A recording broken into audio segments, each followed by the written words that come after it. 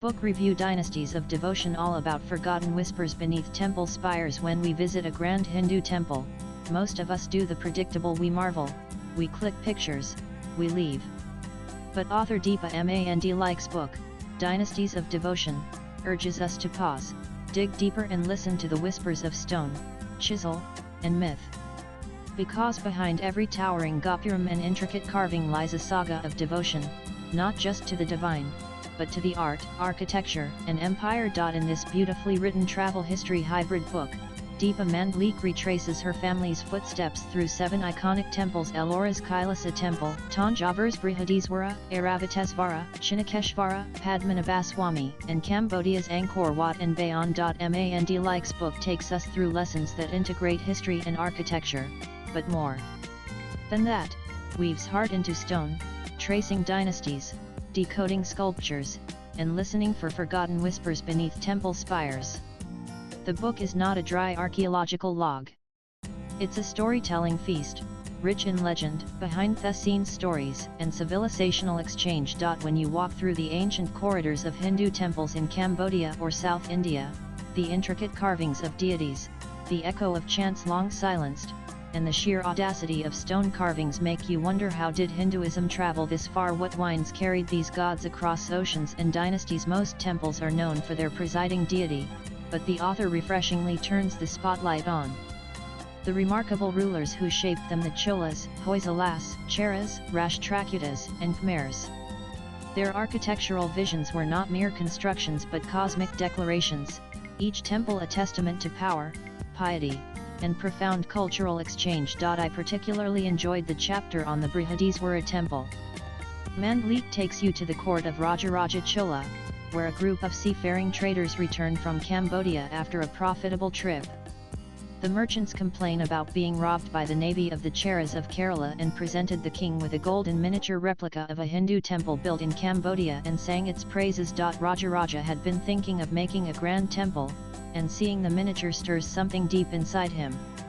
He had dreams of building a magnificent temple, and, thus, begins the saga of Brihadiswara, a temple that would take years, weather palace, and family intrigues, and eventually stand as a monumental embodiment of that vision and sacred grandeur. Everyone talks about its towering vimana and grandeur. But, Mandlik also delightfully explains the dancing sculptures of Hindu deities, Shiva and Parvati, and explores how this Chola dynasty temple was once a prestigious stage for Bharatanatyam with nearly 400 dancers and 250 musicians in residence. The temple wasn't just sacred, it was sensory. This blending of fact and folklore is her magic. You don't just learn, you imagine. The book is peppered with fascinating stories, and she tackles popular myths with gentle clarity. One enduring legend is that the Brihadiswara temple is so huge that its shadow never touches the ground. While this is not true, the origin of the myth is even more delightful. Mandlik narrates the story of how, when the temple was completed, Rajaraja was inspecting it accompanied by the chief architect. He was quite impressed, since it was exactly how he had envisioned it. However, looking at the stupendous temple, he asked his chief architect, "Will this temple ever fall?" To which the architect quipped, "Forget the temple, even its shadow won't fall on the ground." This conversation between the king and his architect became a legend that has endured. Sometimes, legends endure because we need them to. In later chapters, Mandlik travels to Angkor Wat, where the visual poetry of the Mahabharata and Ramayana is carved into stone. But she doesn't stop there, she also explores the Buddhist Bayon temple, which is not Hindu but is still included in her list for its symbolic connection to Mount Meru. The Bayon was at one time also converted into a Hindu temple. Its carvings still reflect the shared motifs and deities of Hindu cosmology.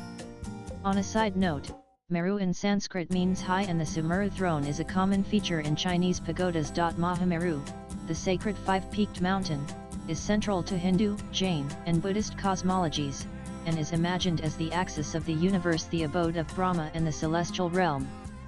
While modern academics often dissect Hinduism and Buddhism with surgical precision, I applauded Mand Likes' inclusion of Bayon because it reminds us that the origins of both practices were, for centuries, entwined, and still are.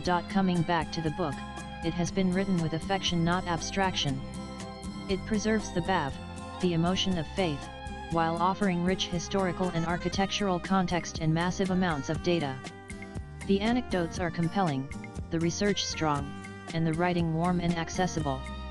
The book is interspersed with full-page photographs and you feel like you are standing in the mandapas, touching the cool stone, hearing the distant rhythm of temple drums. Swipe left for next video. If you ever plan to visit these temples, carry this book along.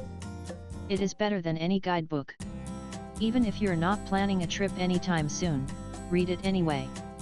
Because this is time travel. This is devotion, dynasty, and drama, and I wish history was taught like this in school.